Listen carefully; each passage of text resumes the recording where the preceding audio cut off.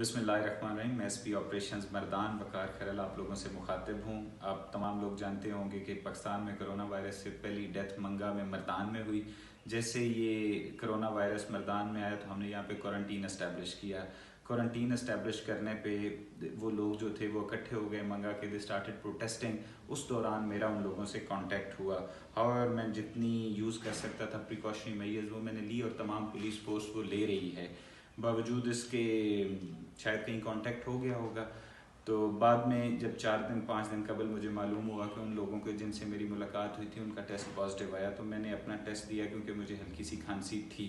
और वो मैंने इसलिए दिया कि क्योंकि हम कैरियर के तौर पे भी हो सकते हैं कि मेरी वजह से किसी और को ये बीमारी ना हो जाए। कल मेरा टेस्ट आया, वो पॉजिटिव आया। आल्दो मुझे इस वक्त कोई सिम्टम नहीं है, आई एम परफेक्टली फाइन।